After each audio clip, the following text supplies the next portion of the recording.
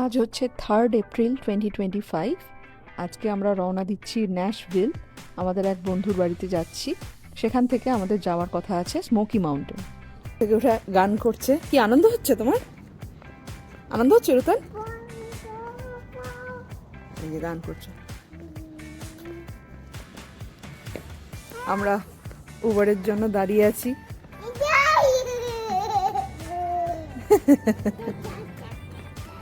রুতান, এই রুতান, রুতান আমরা কোথায় যাচ্ছি? কোথায় যাচ্ছি রুতান?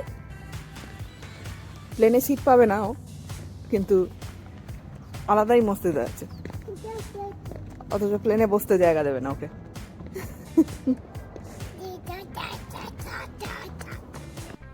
এই যে আমরা প্লেনে উঠে বসে গেছি, এখনো আয়েল সিটটা যার সে এসে পৌঁছায়নি, তাই আমরা তিনজনে 3টে সিট দখল করে বসে ছবি তুলছি।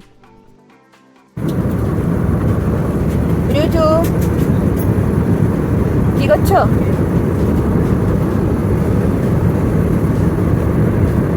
আমরা কোলে নিয়ে নিয়ে ক্লান্ত হয়ে গিয়ে শেষমেশ একটু দাঁড় করিয়ে দিয়েছি। এখন সিট বেল্ট সাইন অফ হয়ে আছে, বই টই পড়েছে, এখন নিচে নেমে নাচানাচি করছে। একটু নাচানাচি করো।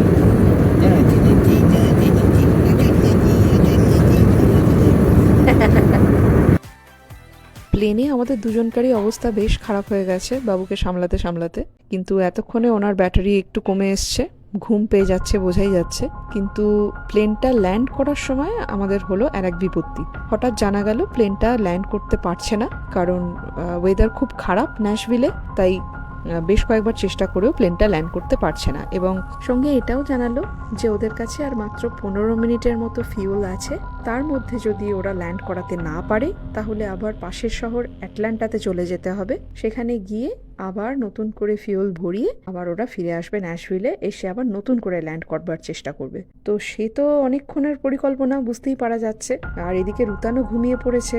সব মিলিয়ে তখন বেশ চিন্তাই হচ্ছিল আমার, যে তার মানে নিচের অবস্থা কতখানি খারাপ যে প্লেনটা ল্যান্ডই করতে পারছে না। অবশেষে আর অন্য কোথাও যেতে হলো না। কিছুক্ষণ চেষ্টা করার পর, বেশ কিছুক্ষণ টার্বুলেন্সের পর প্লেনটা ল্যান্ড করলো। এবং নিচে যখন পৌঁছালাম তখন দেখলাম যে কালো করে মেঘ হয়ে আছে, টিপ টিপ করে বৃষ্টি পড়ছে, কিন্তু এর থেকে বেশি কিছু বাইরে তাকিয়ে বুঝতে পারলাম না। তো আমরা যে বন্ধুদের বাড়িতে গেছি ওখানে ন্যাশভিলে, ওদের তো আমাদের এয়ারপোর্ট থেকে নিতে আসার কথা ছিল। ওরা তখন ফোন করে আমাদের বলছে আমরা ল্যান্ড করার পর যে এখানকার ওয়েদার অত্যন্ত খারাপ, আমরা কালকে রাত্রির থেকেই অত্যন্ত ভয়ে আছি। আমাদের এখানে টর্নেডো ওয়ার্নিং চলছে, বিভিন্ন জায়গা ফ্লাড হয়ে গেছে, পুরো জলে ভরে গেছে চারিদিক, আর যে কোনো মুহূর্তে এখানে টর্নেডো শুরু হয়ে যেতে পারে। চারিদিকে সাইরেন বাজছে মাঝে মধ্যেই। যারা উঁচুর তলায় থাকে তাদেরকে নিচে কোথাও গিয়ে আস্তানা নিতে বলছে। আমরা 3 তলায় থাকি। কালকে রাত্রির থেকে আমরা 1 তলার অ্যাপার্টমেন্টে যারা থাকে তাদের ঘরে গিয়ে বসেছিলাম। আমরা একটা এমার্জেন্সি বক্স রেডি করেছি, যেখানে ফার্স্ট এডের কিছু জিনিসপত্র, তারপরে কিছু টুকটাক শুকনো খাবার, কিছু ক্যাশ মানি আর আমাদের পাসপোর্ট, এগুলোকে জড়ো করে আমরা একটা এমার্জেন্সি বক্স রেডি করে বসে আছি।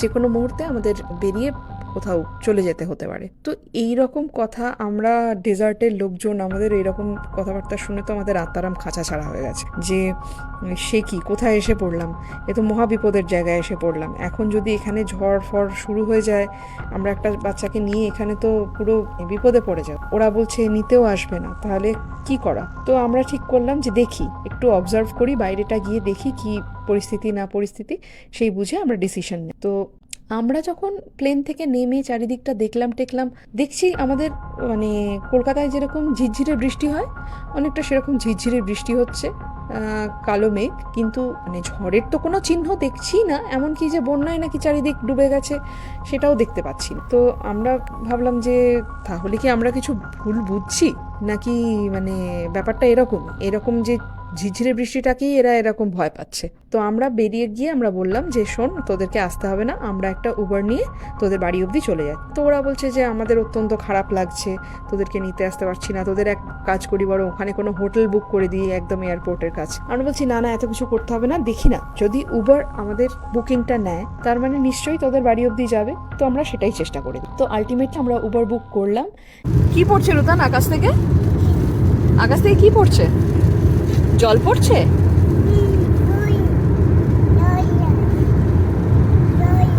সুলতানের তো খুব একটা বৃষ্টি দেখার সৌভাগ্য হয় না, বৃষ্টি দেখছে।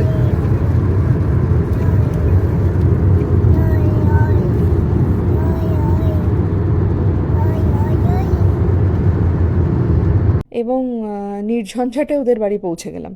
ওদের বাড়িতে যখন পৌঁছে গেছি তখন ওরা নিচে নেমে এসছে, নেমে এসে আমাদেরকে তখন মালটাল নিচ্ছে, তুলে নিচ্ছে ওপরে। তখন আমরা বললাম যে আমরা তো আস্তে আস্তে কিছুই বুঝতে পারলাম না টর্নেডোর ব্যাপার, তবে আমরা যখন উবার ড্রাইভারটাকে জিজ্ঞেস করলাম সেও তোর মতোই আতঙ্কিত হয়েছিল, সুতরাং নিশ্চয়ই ব্যাপারটা ভয়েরই, কিন্তু কেন জানি না আমরা ঠিক ভয়টার কি কারণ বুঝে উঠতে পারলাম না। এবার ওদের বাড়িতে ঢোকার পর থেকেও সেই ভয়ের পরিবেশ চলতে থাকলো। যা বুঝতে পারলাম আমাদের ওই দুটি বন্ধু খুবই মানে সহজে একটু চিন্তা করে ফেলে আর কি। হ্যাঁ, তো ওরা সারাক্ষণ ওই নিউজ চালিয়ে বসেছিল, সারাক্ষণই ওরা দেখছিল যে কোথায় কি ঝড় হচ্ছে। তবে ঝড় হয়েছিল, এমন নয় যে একেবারে বাজে কথা, আশেপাশের বেশ কিছু জায়গায় ঝড়ের অত্যন্ত দাপট ছিল এবং বেশ কিছু ক্ষয়ক্ষতি হয়েছে। কিন্তু একদম যে জায়গাটায় ওদের বাড়ি, ফ্র্যাঙ্কলিন বলে জায়গাটা, এখানে কিছুই হয় একেবারেই নির্ঝঞ্ঝাটে আমরা সেই দিনটা তো কাটালামই, এবং পরের দিন সকাল থেকে একদম সুন্দর ঝলমলে ওয়েদার ছিল।